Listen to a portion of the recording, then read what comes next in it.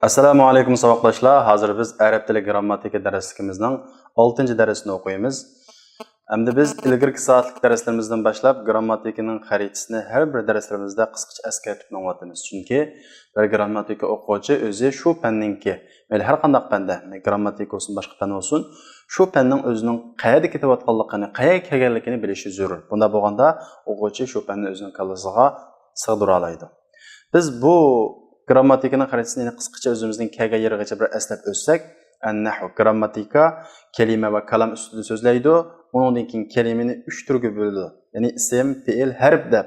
Undan keyin ismni cho'ng jihatdan mabni ism va mu'rab ism, ya'ni o'zgaruvchi ism deb ikkiga bo'ladi dedik.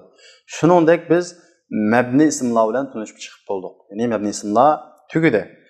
Endi biz mu'rab ismlarga kelamiz. Endi biz mu'rab ismlarni so'zlashdan ilgari mu'rab ismninki tunishni qisqacha bir eslab o'tsak, mu'rab ism degan qanday ism deganda, mu'rab ism deganimiz omillarning xilma-xil bo'lishi bilan oxirisi xilma-xil bo'ladigan, ya'ni o'zgaradigan ismlarni biz nima dedik? Mu'rab ism dedik. Demak, mu'rab ism degan o'zgaradi ekan.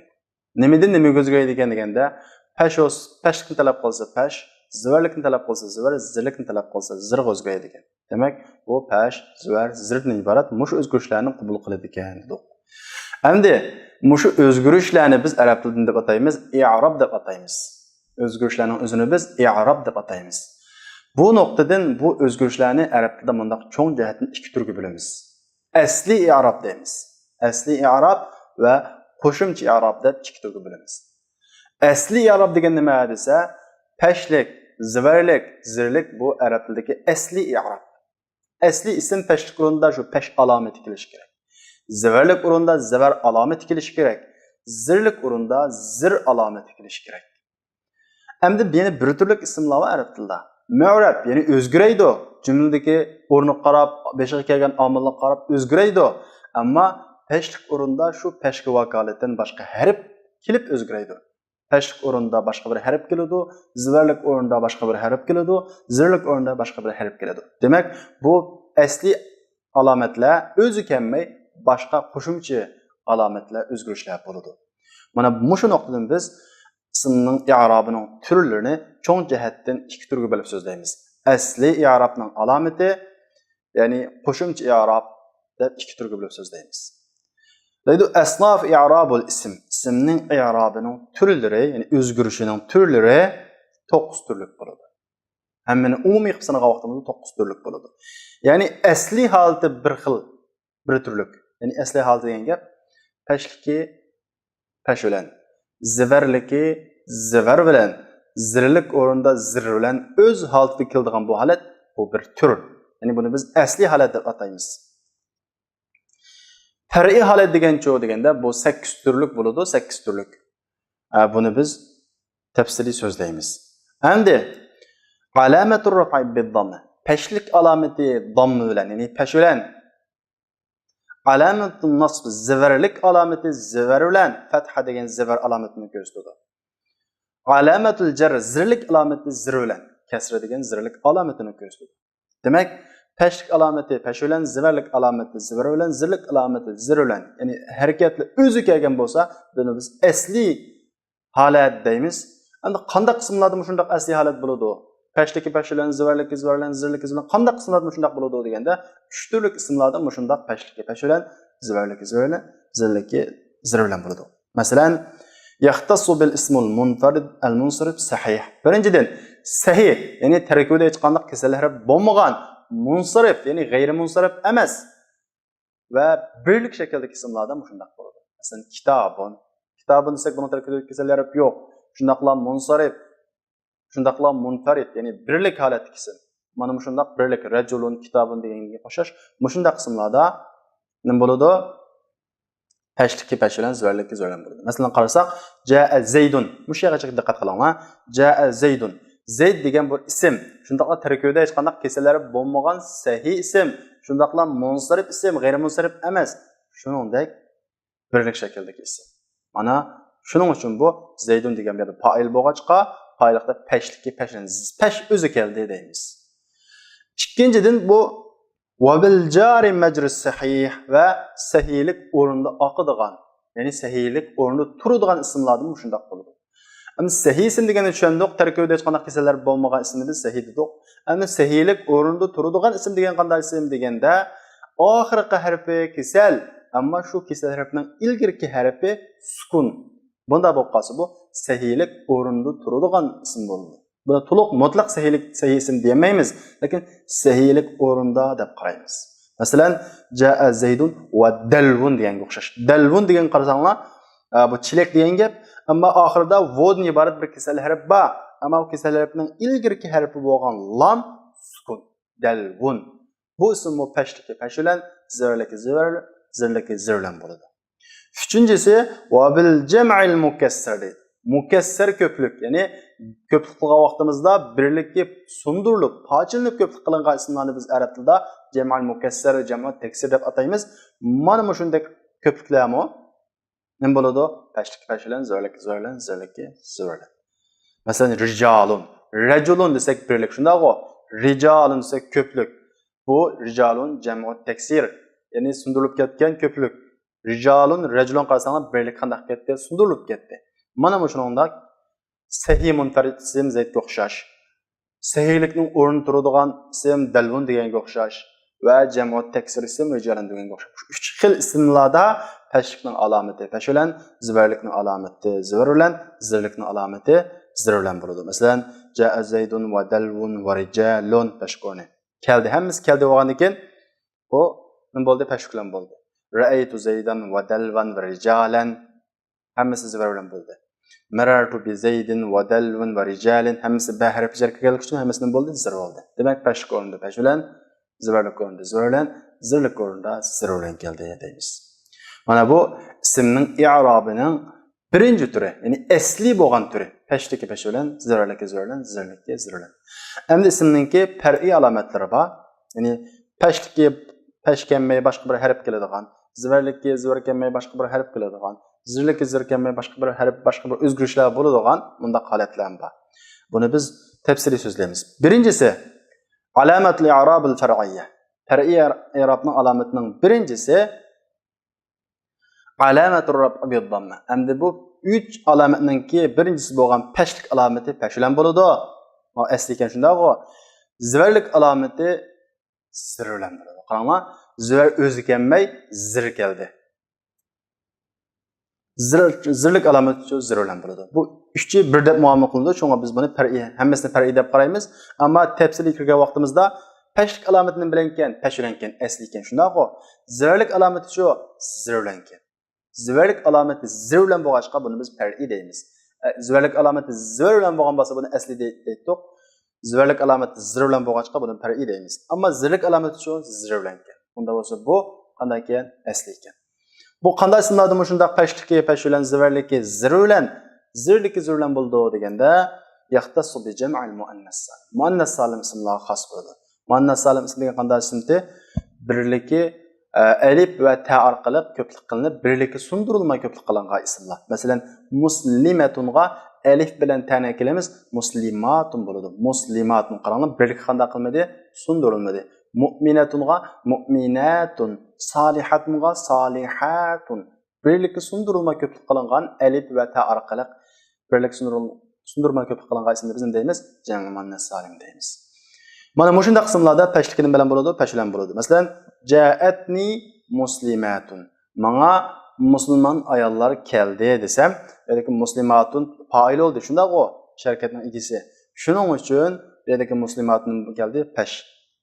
Demak, asli oldu. Ra'aytu muslimatin. Musulmon ayollarni ko'rdim. Yoki ra'a fi'il, tu fa'ilini ko'rdim men, sharkatning egisi. Muslimatun-chu kurashdan iborat sharkat ustiga tushgan ism bo'ldi. Sharkat ustiga tushgan narsaning bo'ladi, maf'ulun bih bo'ladi. Maf'ulun bih nima qilish kerak? Zivar o'qilish kerak. Ammo bu yerda zivar o'qildigan o'rinda nima o'qildi? Zir o'qildi. Demak, zivar o'zi kelmay zirni avatib qo'ydi. Demak, bu yerdagi i'robning alomati far'iy deymiz. Zirlik alomati shu zir bilan bo'ldi. Masalan, marartu bi muslimatin. Demak, jami muannas salim ismlarda pashlik pash bilan bo'ladi, zivarlikki zir bilan bo'ladi. Va zirlik shu zir bilan bo'ladi. Mana bu far'iy i'robning alomatining birinchi turi. Endi far'i i'robning alomatining ikkinchi turi. İkinci türü peşlik alameti peşülen. Bu esliyken şundaq o. Ziverlik alameti ziver bilen. Bu mesliyken. Zirlik alameti şu ziver bilen. Del bayatdankının eksi. Zirlik alameti ziver bilen. Demek bunun da zirlik alameti qanday ekan? Far'i ekan. Endi üç hareket bir muamele qilingachqa buni far'i deb tuzib qo'ydik. Tafsilga kirgan vaqtimizda peşlikka peşülen ekan, ziverlik ziver esliyken, ammo zirlik şu ziver bilen far'i ekan deymiz. Bu qanday ismlarga xos bo'ladi deganda, bu g'ayrimunsarif ismlarga xos bo'ladi. Yani g'ayrimunsarif ismlarda pashlikka pash bilan bo'ladi, zibarlikka zibar bilan bo'ladi, ammo zirlik shu zibar bilan. G'ayrimunsarif degan qanday ism? Buni biz yaqinda so'zlaymiz. Endi biz shularga kirishdan ilgari bu i'robning alomatlarini qisqacha tushunish uchun buni burun so'zladik. Masalan, Umar degan g'ayrimunsarif ism. Bu nima uchun g'ayrimunsarif deymiz? Buni biz o'z navbatida so'zlaymiz, ammo buni sizlar g'ayrimunsarif deb tushunsangiz bo'ladi. Ja'ani Umaru. Mana Ömer keldi. Dedik Ömer keldi degan fe'lning egisi. Shuning uchun bu fa'il pashi qildi. Ra'aytu Umara. Ömerni ko'rdim. Demak bu yerda Ömer ko'rdim. Kimni ko'rdim? Ömerni ko'rdim. Demak bu yerda bir to'ldiruvchi, ya'ni harakat ustiga tushgan ism. Shuning bu maf'ulun bih nima qildi? Zibar qildi. Marartu bi Umara. Bu ba harfi jar Ömerning beshiga kirdi. Zirlik o'qilishga tegishli bo'lgan o'rinda nima qildi? Zibar qildi. Demak, zirlikni o'rnida zibar qildi. Bu alomat deb far'i bo'ldi deymiz. Demak, g'ayrimunsarif ismlarning pashlikka pash bilan, zibarlikka zibar bilan, zirlik chu yana zibar bilan. Endi far'i i'robning alomatining uchinchisi diqqatda bu muhim. Pashlikka vav bilan. Demak, pashlikning alomati vav bo'ladi. Zibarlik chu alif bilan, zirlik chu ya bilan. Qaranglar, pashlik alameti peş emas nima ekan? Vo ekan. Ziverlikning alameti ziver emas, alif ekan. Zirlikning alameti shu ya ekan. Endi bu qanday qismlarda shundaq bo'ladi deganda, yaxtassu bil asma'i sitta mukabbaratan muwahhadatan mudafatan ila ghayri ya'il mutakallim. Bu arab tilida asma'u sitta deb bir ismlar va 6 ismda. Shu 6 ismlar xos bo'lgan qoida. Shu 6 ismlar nima bo'ladi? Pashlik vav bilan zibarlikka, alif bilan zirlikka ya bilan. Buning bundaq sharti bor. Birinchidan mukabbar bo'lish kerak, ya'ni kichiltilmagan bo'lish kerak, ya'ni fuailin o'lchamiga kelib kichiltilmagan. Masalan, kitobni kichilasa kutaybun kitobcha bo'ldi shundaq-ku. Mushundaq kichiltilmagan o'z asli holatida bo'lish kerak. Bu birinchi sharti. Ikkinchi sharti birlik holatida, ko'plik emas, ikkilik emas, birlik holatida bo'lish kerak. Uchinchi sharti muzab bo'lish kerak. Bu muzabning sharti shuki, ila g'ayri ya'il mutakallim. Mutakallimning yasi emas, boshqa bir ismga yoki boshqa bir zamirga, masalan, qopqi bo'lsin bo'ladi, kumg'i bo'lsin bo'ladi. Shunda boshqa bir zamirlarga muzab bo'lish kerak. Yoki boshqa bir ismlarga muzab bo'lish kerak. Shundaq bo'lgan vaqtida tashlik vav bilan zibarlik, alif bilan zirlik ya bilan. Masalan, u 6 ism tuandikicha ahuka, abuka, hamuka, fuka, hanuka, du. Yani do'malin deganga o'xshash. Ahuk, abuk, hamuk, fuk, hanuk. Mana bu ismlar 6 ism mana shu. Endi bu ismlarning sharti birinchidan kichiltilmagan bo'lishi kerak, birlik bo'lishi kerak. Ahun ahava yoki ihva yoki ixvan bo'lmasligi kerak. Abuningki al-aba bo'lmasligi kerak. Deganga o'xshash ko'plik bo'lmasligi kerak, yoki ikkilik bo'lmasligi kerak. Va muzab bo'lish kerak. Masalan, ahuka kap muzab bo'ldi shunda-ku. Yoki ahu Muhammadga o'xshash ism muzab bo'lsin bo'ladi. Ammo mutakallimning yosi muzab bo'lmasligi kerak. Mutakallimning yosi muzab bo'lgan vaqtda buning hukmi boshqacha bo'ladi. Buni biz so'zlaymiz. Mana bu ismlarda tashkilin bilan bo'ladi vav bilan. Masalan, ja'ani ahuka. Sizning o'g'il qarindoshingiz keldi. Qaranglar. Sizning o'g'il qarindoshingiz keldi degan bu jumlada o'g'il qarindosh kelish degan ish harakatning nimasi? Fa'ili. Ja'a degan fe'lning axir nimasi? Fa'ili. Fa'ilga nima qilish kerak? Pash qilish kerak. Unda bo'lsa, qani pash qilgani desa, bu asma ustining qatoridan. Asma ustida mana shundaq mutakallimning yosining bosh qismi muzab bo'lgan va kichikletilmagan birlik holatida pashning o'rniga vo keladi deymiz. Ahuka degan shu vo pashning nimasi? Alomati deymiz. Asli yo'q bu. Ahun shundaq u ahun. O yo'q. Ammo bu vo pashga alomat bo'lish uchun keldi deymiz. Ra'aytu akhaka. Bu yerda akhak maf'ulun bihlik, ya'ni ziverlik o'rnida. Bu akhak qani ziver qilgan desa, akhakaniki xadinkinki alif ziverlikning alomati deymiz. Ziverlikning alomati shu ya bilan bo'ladi. Masalan, marartu bi akhika. Qarindishingizning qashidan qanday qildim? O'tdim. Ba harfi jar, hamda akhik bu yerda ya bilan keldi. Nima uchun? Shu zirning o'rniga ya bilan keldi deymiz. Demak, ja'ani akhukta akhuk fa'il, pashqning alomati va, ra'aytu akhakta akhak maf'ulun bih, ziverlikning alomati alif. Marartu bi akhikta bu yerda majrur akhik harfi jar kirdim. Zirlik o'rnida zirlikning alomati ya deymiz. Mana bu arab tilidagi asmaus sittilar, 6 ism. Hammasi shuningdek bo'ladi. Masalan, ja'ani akhuka, abuka, hamuka, fuka, hanuka, zumalin degan o'xshash. Ra'aytu akhaka, abaka, hamaka, faka, hanaka, zamalin. Marartu bi akhika, bi abika, bi hamika, bi fika, bi hanika, bi zimalin. Shunga o'xshash. Endi i'robninki tarbiya alomatlarining 4-inchisi pashtiki alif bilan bo'ladi. Pashtiki alif bilan. Qaranglar, o'xshamaydi yana. Ziverlik shu ziverliki ya bilan bo'ladi, ammo shu yaning ilgirisi nima qilgan? Ziver qilgan. Ya'ni ilgirisi ziver qilgan ya bilan bo'ladi.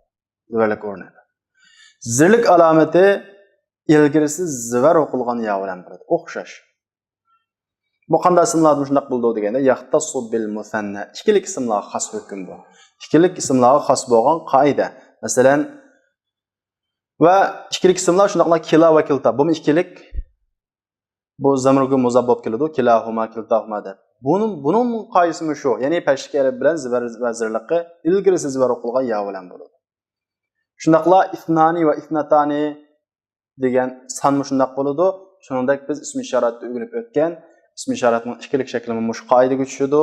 Ism mavsulining ikkilik şeklimi shu muş qoida bo'yicha bo'ladi. Masalan, hadani, allatani, alladani, hatani deganga o'xshash.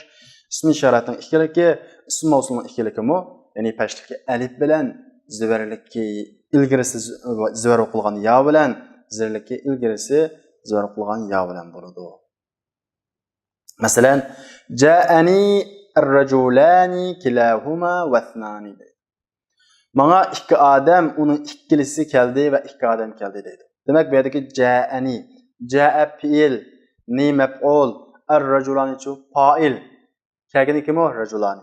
Fa'il deganda nima qiladi? Pash qiladi. Qani pash qilganning alomati desak, bu yerdagi rajulanidagi alif pashning alomati deymiz. Kilahuma, bu rajulanning qanday qildi ta'kidladi-ku desa, shunda ta'kidladi. Shuning uchun bu pash oldi. Pashning alomati qani deymiz? Alif deymiz. Ithnani, ikki odam keldi. Bu va ithnani degan rajulanga at bo'ldi-ku. At degan ma'tufning hukmida bo'ladi. Ya'ni bu pash qilish tegishlik rajulanga o'xshash. Qani pashning alomati desa, ithnanidagi alif pashning alomati deymiz. Ziverlik o'rnicha masalan ra'aytur rajulayni kilayhima va ithnayni. İkki odamni, uning ikkilisini ko'rdim va ithnayni va ikkini ko'rdim deb men tushuntirish uchun ikkili misolni kelib qo'ydim ithnayni. Ra'a fi'il tu fa'ile. Ko'rdim men kimni? Ikki odamni. Demak, bu yerdagi harakat rajulayning ustiga tushdi. Ya'ni maf'ulun bih bo'ldi. Maf'ulun bih nima qiladi? Ziver o'qiladi. Qani ziver o'qilgan alomati desa, rajulaynidagi ya. Bu yaning ilgirisida nima qilgan bo'lishi kerak degan, ziver o'qilgan bo'lishi kerak. Ya'ni rajulaynidagi yaning ilgirisida lam nima qildi? Ziver o'qildi. Kilayhima bu o'xshash va ithnayni bu o'xshash. Hammasining ziverlikning alomati nima? Ya. Zirlikning alomati nima? İlgirisi ziver o'qilgan ya. Masalan, marartu bi rajulayni kilayhima va ithnayni. İkki odamning o'zini o'tdim va ikkini o'tdim desak, bu yerdagi ba harfi jar kirdi, zir qo'yishga tegishlik. Rajulayni deb ya shu zirninki alomati, kilayhimadagi ya mu zirlikning alomati, ithnayndagi ya mu zirlikning alomati. Demak, ziver va zirlikning alomati ya bo'ladi. Shu yadan ilgari kelgan harfning bo'lishi kerak, ziver bo'lishi kerak. Rajulaynidagi lam o'xshash, kilayhimadagi lam o'xshash, ithnayndagi nun o'xshash. Endi bu yerda askar qo'yishga tegishlik bir masala bor. U bo'lsa-mu, ikkilik ismlarningki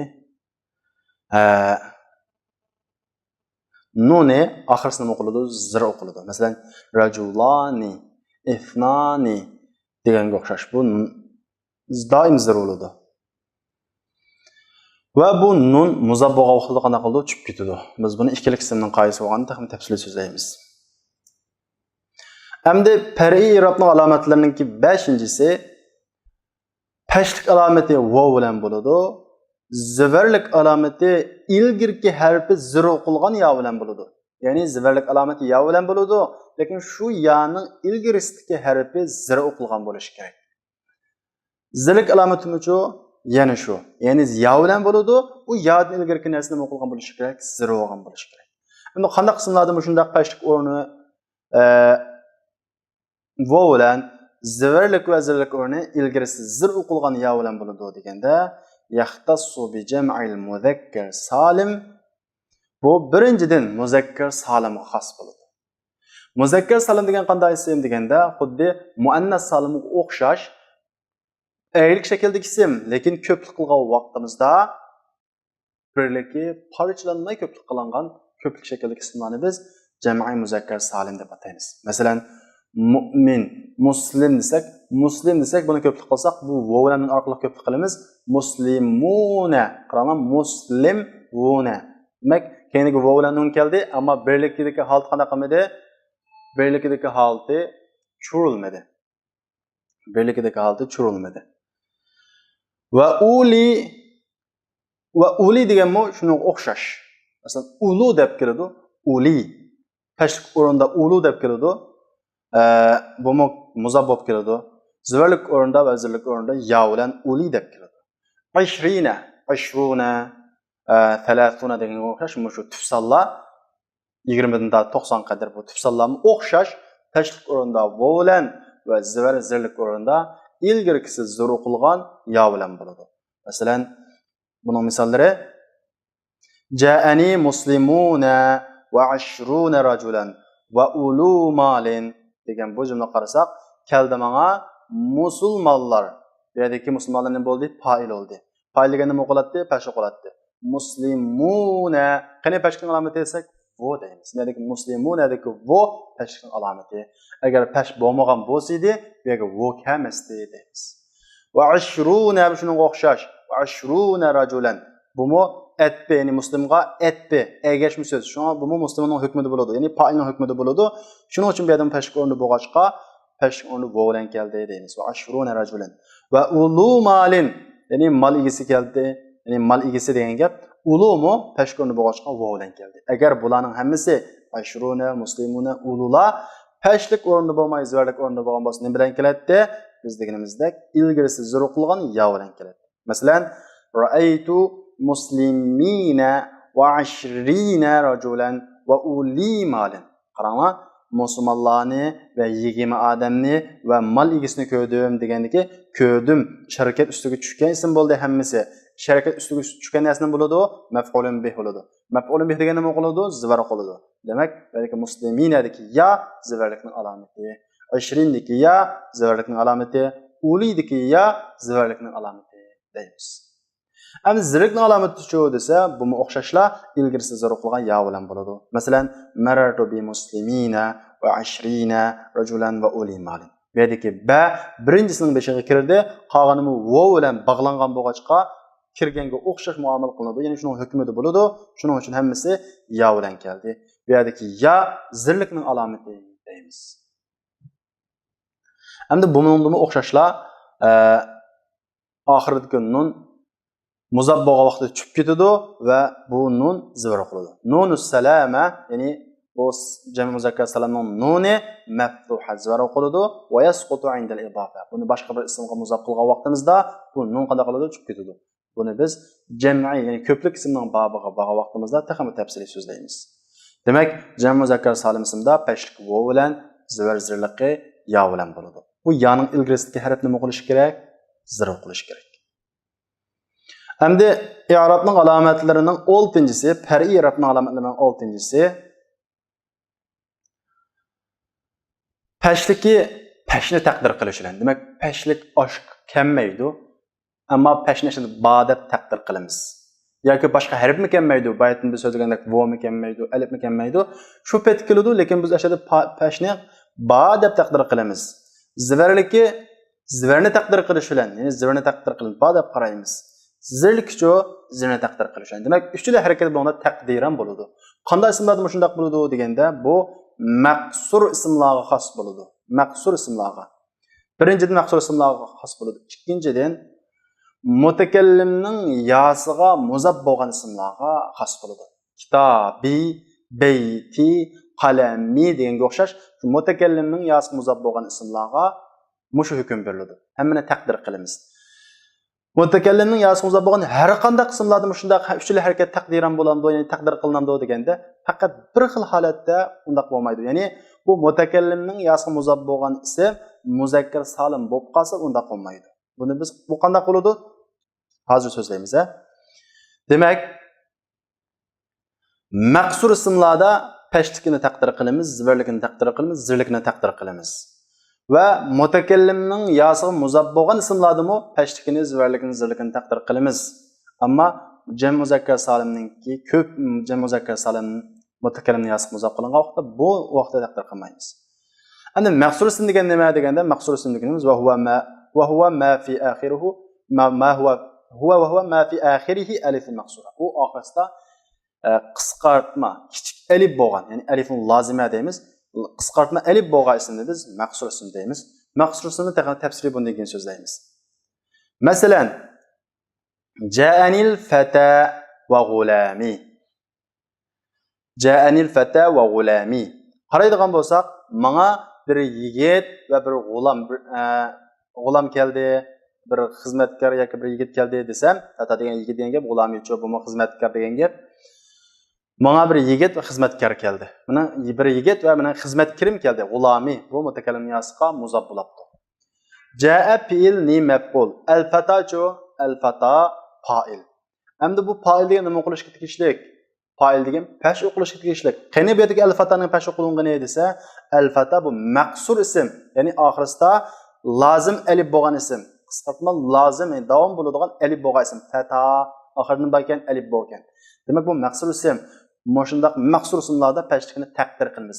Mush yerda pashni ba deb qaraymiz. Lekin buningda o'zgarish bo'lmaydi. Va g'ulami mutakallimning yasiga muzab bo'lgan ism. Ya'ni asli g'ulamun yolg'iz kelgan bo'lsa unda qolmaydi. Mutakallimning yasiga muzab bo'lib keldi. Bu xil holatdami g'ulami deb mimni muqildi, zur qildi. Nimishqa bu yog'i maslish uchun, ammo buningdagi qanday pash qilish kerak bumi? Chunki bu fa'ilga va bilan bog'landi. Fa'ilga va bilan bog'langan ekan, bu fa'ilning hukmida pash qilish kerak. Qani buningdagi pashning alomati desa, buningdagi pashning alomatini taqdir qilamiz. Chunki bu mutakallimning yasiga muzab bo'lgan ism deymiz. Endi bu zivarlik o'rnida shunday keladi. Ra'aytul fata va g'ulami, marartu bil fata va g'ulami. Demak, uchli xil holatda bir xil keldi. Ammo pash o'rnida pashni taqdir qilamiz, ya'ni ba deb qaraymiz. Zivarlik o'rnida zivarni ba deb qaraymiz. Zirlik o'rnida zirni ba deb qaraymiz, ya'ni taqdir qilamiz. Far'iy i'robning alomatlarining 7-si pashni taqdir qilish bilan zivarligi zivar oshkor kelish bilan zirligi zirni taqdir qilish bilan bo'ladi. Qanday qismlarda shunday pashni taqdir qilish bilan zivarligi zivarni oshkor kelish bilan zirligi zirni taqdir qilish bilan bo'ladi deganda, bu manqus ismlarda shunday bo'ladi. Yaxtasu bil manqus. Manqus ismlar xos bo'ladi. Manqus degan qanday ism deganda, manqus deganimiz oxirida lozim ya bo'lgan va yadan ilgarki harfi zir qilgan ismlar. Masalan, qodi, jani deganga o'xshash. Oxiridan ba ya ba. Bu yadan ilgarki harfi nima qilgan? Zir qilgan. Masalan, qodi deganga o'xshash. Mana bunday qismlarda pashlikni taqdir qilamiz. Masalan, ja'anil qodi. Bu jumlada ja'anil qodida qodi fa'il, ya'ni qozi menga keldi degandagi sharkanning egasi qodi bo'ldi. Sharkanning egasi nima bo'ladi? Fa'il bo'ladi. Fa'ilni nima qilish kerak? Pash. Qani bu yerdagi qodining pash o'qilingani, bu yerda pashni taqdir qilamiz, ba deb qaraymiz. Nima uchun? Chunki bu manqus ism. Zivarlik o'rnida oshkora zivarlan. Masalan, ra'aytul qodiya. Qozini ko'rdim. Ko'rishdan iborat harakat qozining ustiga tushdi. Harakat ustiga tushgan narsa nima bo'ladi? Maf'ulun bih bo'ladi. Maf'ulun bih degan zivar o'qiladi. Qani zivar o'qilingani oshkora zivar. Ra'aytul qodiya. Zirlikning alomati bo'lsa zirni taqdir qilish bilan bo'ladi. Masalan, marartu bil qodi. Ba harfi jar. Ya'ni qozining qishini o'tdim desam, bu yerdagi ba harfi jar. Shuning uchun qodi zir qilish kerak. Qani bu yerda zir qilingan desa, bu yerda zir taqdir qilinadi chunki bu manqus. Ya'ni manqussimda pashnoq taqdir qilamiz va zirni taqdir qilamiz. Ammo zivarlik alomati asli holatda oshkora zivar o'zi keladi deymiz. Endi i'robning far'iy alomatlarining 8-si pashlik alomati voni taqdir qilish bilan bo'ladi. Voni hemshada ba deb qaraymiz. Pashni taqdir qilmaymiz, voni taqdir qilamiz. Zivarlik alomati ya oshkora keladi, zirlik alomati ya bilan bo'ladi. Oshkora ya bilan bo'ladi. Qaranglar, pashlik alomati voni taqdir qilish bilan, zivarlik alomati ya bilan oshkora, zirlik alomati ya bilan oshkora keladi. Demak, zirlik alomati ya bilan bo'ladi. Bu qanday sinatma shunday bo'ladi deganda, bayatdan biz mutakallimning yasiga muzab bo'lgan ismlarning ichidan jam'i muzakkar salim mutakallimning yasiga muzab bo'lib qolsa, unda qolmaydi degan. Ya'ni maqsurning hukmini bergan vaqtimizda, uchta harakatni taqdir qilamiz degan vaqtimizda. Unda bo'lsa jam'i muzakkar salimningki muzakkar salim mutakallimning yasiga muzab bo'lib qolsa, qanday bo'ladi deganda, dal mana pashki voni taqdir qilish bilan zivarliki ya bilan, zirliki ya bilan bo'ladi. Masalan, ja'ani muslimiyya. Muslimiyya. Asli muslimuna bu. Muslimuna. Buningga mutakallimning yasini qanday qilamiz? Akilimiz. Ya'ni mening musulmonlarim keldi demoqchi bo'lsak, muslimiyya, muslimuna ya qo'shdik. Bu jami'i muzakkar salimning nuni muzaf qilgan vaqt qanday qiladi? Tushib ketadi. Muslimu bo'ldi. Endi buningga yani qo'shmoqchi bo'lgan vaqtimizda bu yerdagi muslimu vo buni nimaga o'zgartimiz? Ya'ga o'zgartib, mutakallimning ya'sidan qanday qilamiz? Idg'am qilamiz. Biriktirib o'tamiz. Undan keyin bu ya'ga zir harakat muvofiq deb muslimu dediki mimdiki pashni zirga o'zgartimiz. Nima bo'ladi? Muslimiyya bo'ladi. Muslimiyya. Demak, manja'ani muslimiyada muslimiyya fa'ile pashning alomati bo'lsa, o'sha yerda biz vo batdi. Shu voni qanday qilamiz? Taqdir qilamiz. Chunki jami muzakkar salamda pashning alomati nima bilan bo'ladi? Vo bilan bo'ladi. Bu yerda vo desak, bu yerda vo yo'q. Shunga o'sha yerda voni biz taqdiran ba deb qaraymiz. Zivarlik oshkora zivar bilan bo'ladi. Ra'aytu muslimiyya.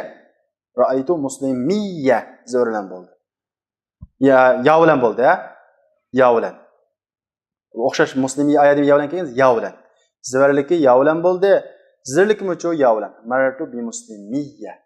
Demak, mutakallimning yasiga muzaf bo'lgan jam'il muzakkar salim pashlikning alomati voni taqdir qilish bilan, zivarlikning alomati yani taqdir qilish, yani oshkora qilish bilan, zirlikning alomati cho yani oshkora qilish bilan. Mana bu i'robning far'iy alomatlarininki 8-si, ya'ni oxirgisi. Unda bo'lsa vaqtlar bugungi darsimiz shu yerda oxirlashdi. Endi buning oxirida ko'nikmasi berilgan. Ko'nikmasini o'zingizlar ishlaysizlar. Masalan, birinchisi ixtar jumla sahiha fi ma yali. To'g'ri jumla tanlang deydi. Qarang. Ra'aytu muslimatan. Ra'aytu muslimatun. Ra'aytu muslimatin. Uch jumlaning ichida birisi to'g'ri. Biz yuqori o'rgangan qoidaga asosan birisi to'g'ri. Ikkisi xato. Sizlar shu to'g'risini tanlaysizlar. Masalan, ra'aytu muslimatan. To'g'rimi xato? Ra'a fi'il tu fa'ile, muslimatchu maf'ulun bih. Maf'ulun bih deganda nima o'qilish kerak? Zavar o'qilish kerak. Bu zavar o'qildi-ku. Esa xato, chunki jam'i muannas salimning zavarligi nima bilan bo'ladi? Zir bilan. Unda bo'lsa qaysi to'g'ri ekan? Ra'aytu muslimatin to'g'ri ekan. Ikkinchisi ixtar jumla sahiha fi ma yali. To'g'rilardan to'g'ri jumla tanlang deydi. Ra'aytul qadi. Qazini ko'rdim. Ra'aytul qadiya. Ra'aytul qadiyu. Qaysi to'g'ri? Bu manqus simlarda zivarligi zivarlan bo'ladi. Bu yerdagi qadi zivarlik o'rinda, zivarligi zivarlan kelgan to'g'ri qadiya kelgan. Ya'ni mushu bo'yicha qanaqa qilsizlar ishlaysizlar. Unda o'sha vaqtlar bugungi darsimiz mush yerda oxirlashdi. Kelarki soatlik darsimizni ko'rishaylik. Assalomu alaykum.